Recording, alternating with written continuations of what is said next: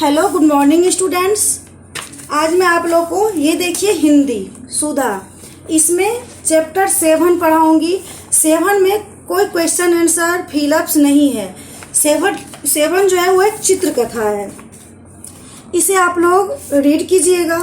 ये एक कहानी है, सबको प्रसन्न करना। कहानी का जो नाम है बेटा ये क्या है? सबको प्रसन्न करना।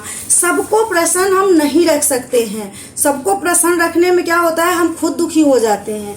तो वही है कथा। तो चलो मैं एक बार इसको रीड करके इसकी जो कहानी का जो सारांश है वो मैं आपको बता देती हूँ। उसके बाद आप लोग इसे पढ़िएगा, फिर मैं आपको नेक्स्ट चैप्टर 8 कराऊंगी। ये सिर्फ फन के लिए है। तो देखिए आप लोग अपना अपना बुक खोलिए और देखिए रीडिंग। यहाँ पे है चित्र कथा। कह रहा है, बेटा सौरभ, मैंने मेले से एक बढ़िया गधा खरीदा है। ये देख रहे हैं फिगर, इसमें एक बाप अपने बेटे से बोलता है जो बेटा मेले में से मैंने एक बढ़िया गधा खरीद के लाया हूँ। अच्छा पिताजी, बेटा बोलता है अच्छा पिताजी। फिर बेटा सौरभ, तुम गधे पर सवार हो जाओ, मैं पैदल चलता हूँ। और ये दोनों क्या करते हैं, बाप बेटा से बोलता है जो कि आप गधे पे बैठ जाओ, मैं बाप हूँ, बड़ा हूँ, पिताजी हूँ, तो मैं पैदल चलता हूँ। पिताजी आप भी गधे पर सवार हो जाइए। तो बेटा बोलता है बाप से जो पिताजी आप भी गधा पे सवार हो जाइए। कुछ दूर जब वो लोग चले तो वहाँ पे रास्ते में उन्हें बहुत सारे लोग देखें। देखो कितने मूर्ख हैं, गधा साथ है फिर भी पैदल चल रहे हैं। पहले तो इसमें ये हुआ, पहला कहानी ये है, मैं आपको फिर से समझा रही हूँ। बेटा सौरभ, मैंने मेले से एक बढ़िया गधा खरीद के लाया हूँ। पिताजी अपने बेटे से बोलते हैं जो कि बेटा मैं एक मेले में से अच्छा बढ़िया गधा खरीद के लाया हूँ। देख, उसके बाद है, दोनों क्या करते हैं, दोनों उस गधे को लेके घूमने के लिए चलते हैं। तो दोनों पैदल चलते हैं, क्योंकि यहाँ देखो कितने मूर्ख हैं, गधा साथ है फिर भी पैदल चल रहा है। जब दोनों पैदल चल रहे थे तो रास्ते में जो कुछ लोग देखे, तो कुछ लोग बोले जो ये लोग कितने मूर्ख हैं, कितने पागल है, जो पैदल गधा है साथ में रहते हुए दोनों के दोनों पैदल चल रहे हैं। फिर क्या हुआ, बाप ने बोला बेटा सौरभ तुम गधे पे सवार हो जाओ, मैं पैदल चलता हूँ। तो बोला अच्छा पिताजी। बाप ने सोचा ये गधा है, हम दोनों बैठ जाएंगे तो गधा मर जाएगा, गधा कमजोर है। तो उसने बेटा से बोला जो तुम बैठ जाओ, हम पैदल चलते हैं। तो कुछ दूर जाने के बाद क्या हुआ, ये फिर रास्ते में कुछ लोग उन्हें देख के बोले अरे देख कितना बेशरम लड़का है, हट्ठा कट्ठा जवान होकर भी गधे पर सवार है, बेचारा बूढ़ा बाप पैदल चल रहा है। तो रास्ते में जब आगे बढ़ा तो रास्ते में जो कुछ लोग मिले तो वो कमेंट्स किए जो देख ये लड़का कितना बेशरम है, इतना हट्ठा कट्ठा होके खुद गधा पे बैठा हुआ है और बूढ़ा बाप को पैदल ले जा रहा है। फिर ये सब सुनने के बाद पिताजी आप भी गधे पर सवार हो जाइए। फिर वो क्या हुआ, वो बोला अपने बाप से, पिताजी से बोला जो पिताजी आप भी इस गधे पे बैठ जाइए। तो बोला ठीक है बेटा। तो बाप ने बोला ठीक है। फिर देखो कितने निर्दय लोग हैं, गधे पर इतना बोझ डाल दिया। जब ये दोनों गधे पे बैठ गए, अब फिर आगे चले तो फिर वही कुछ लोग देख के बोलने लगे ये दोनों कितना बेशरम है, कितना बदतमीज है, जो बेजुबान बेचारा दुबला पतला गधा पे दोनों बाप बेटा बैठ गया है। फिर जब कुछ ये सुने इतने बोझ से तो गधा मर जाएगा, फिर ये बोलने लगे इन दोनों का बोझ वो गधा सह नहीं पाएगा, वो मर जाएगा। पिताजी यह सही कह रहा है। पिताजी के समझ में आया ये सब बातें सुनने के बाद ये लोग सही बोल रहे हैं। तो हाँ बेटा, गधा तो अवश्य ही बहुत थक गया होगा। और वो बोला बेटा से, हाँ बेटा हम दोनों बैठ गए हैं तो गधा थक गया होगा। पिताजी एक काम करते हैं, गधे को इस डंडे से बांध देते हैं, फिर हम दोनों इसे उठा लेंगे। फिर बेटा ने क्या तरकीब दिया, गधा थक गया है तो एक डंडे से इनके दोनों पैर को बांध के इनको हम लोग लटका के ले चलते हैं, क्योंकि गधा थक गया होगा। हाँ कितना मूर्ख है ये। फिर उससे आगे चला तो कुछ लोग देख के इन दोनों की मूर्खता देख के हंसने लगे, क्योंकि आप लोग फिगर में देखिए गधा को कैसे बांध के उल्टा लटका के ले जा रहा है। तो वो लोग फिर हंसने लगे। पिताजी, यह तो बहुत हिल रहा है, संभाल कर सौरभ, कहीं यह रस्सी तोड़कर भाग न जाए। वो गधा था, गधा वो जीवित गधा को, जैसे उतना बड़ा गधा को रस्सी में लटका दिया था, तो वो हिलेगा ही, और उसे डर भी तो लग रहा होगा जो दोनों लटका के कहाँ ले जा रहा है। तो उसके पिताजी ने बोले, संभाल कर सौरभ, कहीं ये रस्सी तोड़ के भाग न जाए।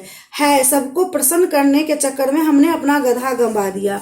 लास्ट में यही हुआ, या वो गधा रस्सी तोड़ के भाग गया। तो सबकी बातें सुनने में क्या हुआ, वो जो आदमी था, चाहे वो किसान था, वो पिताजी था, जो भी था, उसने सबकी बातें सुन के अपना हानि पहुंचाया। अपना हानि उन्हें क्या हुआ तो वो गधा जो मेले में से खरीद के लेके आए थे, लास्ट में वो गधा इन लोगों की करतूते से परेशान होके भाग गया। तो यही कहते हैं, जो हम सबको प्रसन्न नहीं कर सकते हैं, यदि वो अपना बात उन्हें समझ में आता, या तो वो सिर्फ बेटा को ही चढ़ा के ले जाते, या पैदल ही जाते, गधा साथ में जाता, तो इससे न गधा को नुकसान होता, न वो गधा भागता, न वो किसान बाप बेटा को कोई नुकसान होता। तो इस कहानी से हमें क्या सीख मिलती है, जो हम सभी को प्रसन्न नहीं रख सकते हैं, यदि हम सबको प्रसन्न रखेंगे, सबको खुश करने के चक्कर में क्या होगा बेटा, हम खुद को नुकसान पहुंचाएंगे। अब किसी ने हमें कहा जो कि तुम्हें 100 नंबर लाना है, को किसी ने कहा जो तुम पास कर जाओ वही बहुत है, किसी ने कहा कोई कहता है पढ़ना बेकार है। तो क्या क्या सुनना है, उसमें से जो अच्छी बातें लगे, जो आपको लगे जो हमें इससे फायदा होगा, लाभ होगा, हमें वही करना चाहिए। सबको खुश करने की चक्कर में कभी नहीं रहना चाहिए। इस कहानी की मोरल यही है बेटा। अब लेसन 8 देखिए। लेसन 8 में है उदारता। उदारता का मतलब क्या होता है, उदारता का मतलब होता है दयालु, जिसको कि आप लोग इंग्लिश में काइंड बोलते हो, काइंडनेस, दयालु। ये जो चैप्टर है हमारा, वो उदारता के बारे में, इसमें जो भी है उदारता के बारे में पढ़ेंगे। तो पहले इसका हम आपको परिचय कराते हैं, जो ये इसमें क्या कह रहा है। इस अध्याय में लेखक ने महाराजा रणजीत सिंह की महानता का वर्णन सुंदर ढंग से किया है। वे अपने आप को प्रजा का सच्चा सेवक समझते थे। एक प्रसंग से इसे सुंदर ढंग से समझाया गया है। इसमें यह कह रहे हैं बेटा, यह है उदारता। इसमें लेखक ने महाराजा रंजीत सिंह के बारे में इसमें बताए हैं, बहुत सुंदर ढंग से वर्णन किए हैं। जो वर्णन ये किए हैं, जो वो अपने प्रजा को कैसे खुश रखते थे, कैसे वो सच्चे सेवक थे, यही है। तो चलिए मैं आपको इसमें थोड़ा सा रीडिंग करा के अर्थ समझाती हूँ, बाकी जो है वो नेक्स्ट बाद में करवाऊंगी। तो इसमें क्या है, पंजाब में एक बार वर्षा न होने के कारण भयंकर अकाल पड़ा।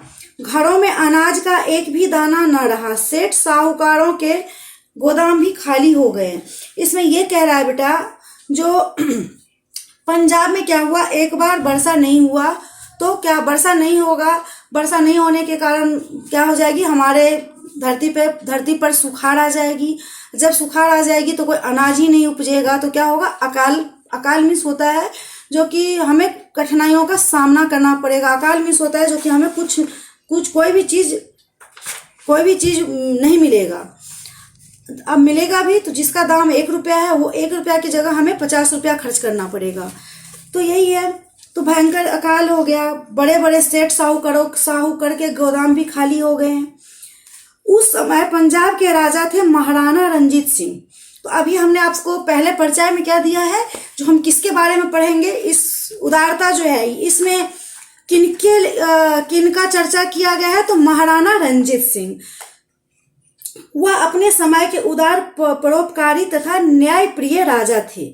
वो क्या थे बेटा, वो अपने समय के जो राजा थे, वो एक अच्छा सेवक थे, अच्छा राजा थे, और वो न्यायप्रिय थे, परोपकारी थे। न्यायप्रिय मीन्स होता है जो अच्छा न्याय दिलाना। तो एक राजा तो वो होता है जो कि अपने मर्जी से ही न्याय करता है, जो पब्लिक को पसंद नहीं आती है। एक होता है पब्लिक के हित में सोचना, तो वो न्यायप्रिय थे। और क्या थे, परोपकारी। वो परोपकारी के मतलब है जो दूसरे को परोपकार करता है। उसके बाद है उनकी शक्ति का शत्रु भी लोहा मानते थे और वो बहुत शक्तिशाली भी थे। वो केवल वीर ही नहीं थे वरन अपनी प्रजा का पालन पोषण एक पिता के समान करते थे।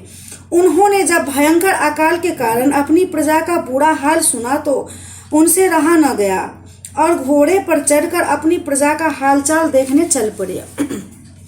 वो जो थे वो एक शक्तिशाली भी थे। शक्तिशाली होने के साथ साथ वो अपने प्रजा की लालन पालन मीन्स जो पोषण, वो जो अपना राज्य चलाते थे वो एक पिता के भांति करते थे। और जब उन्होंने ये सुना कि हमारे राज्य में अकाल पड़ गया है तो वो अपने घोड़े पे बैठ के उन्हें देखने गांव की ओर चल पड़े। गांव में भूखे बच्चे को बिलखते देखकर वे अपने आंसू को रोक न सके। गांव में क्या हुआ, जब ये गांव में पहुंचे तो वहाँ पे जो छोटे छोटे बच्चे थे वो भूख से रो रहे थे, भूख से तड़प रहे थे, भूख से बिलख रहे थे। तो ये सब नज़ारा देख के उन्हें रहा नहीं गया, उनके आंखों से आंसू छलक पड़ी। वे राज्य की दशा देखकर जैसे ही राजधानी लौटे उन्होंने अपने मंत्रियों से विचार विमर्श करके अपना अन्न भंडार निर्धनों में बंटवाने के लिए खुलवा दिया और सभी गांवों कस्बों में मनादी करा दी कि महाराज के अन्न भंडार से सभी को बिना मूल्य दिए खाने को अनाज मिलेगा। और वो क्या कि जब वो घर ये सब नज़ारा देखने के बाद वो अपने घर लौटे।